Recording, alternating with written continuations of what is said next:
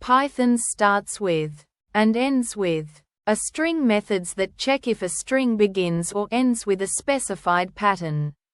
Starts with checks the beginning. For example, _filename starts with report returns true for report_a.txt but false for data_report.txt.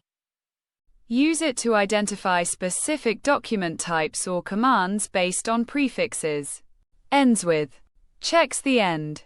So, _filename ends with txt returns true for document.txt but false for image.jpg. It's ideal for validating file extensions, URL paths, or ensuring data ends with a specific format. The core difference is simple. Starts with focuses on the front of the string, while ends with focuses on the very end. The initial part of the script uses a filename string to illustrate starts with and ends with. In their basic form, it first checks if the filename begins with report, returning true, then demonstrates case sensitivity by checking for rep, which correctly returns false. Similarly, ends with checks for .pdf, true, and .txt, false, showing how these methods determine if a string literally begins or ends with a specified substring.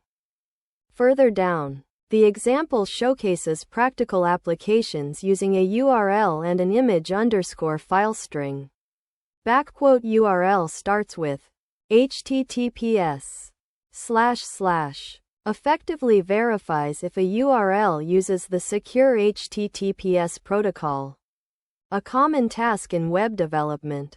Concurrently, image_file ends with .png quickly identifies if a file is a PNG image, which is useful for file type validation or processing logic.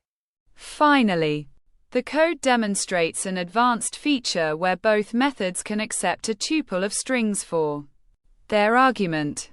This allows for checking against multiple possible prefixes or suffixes in a single call.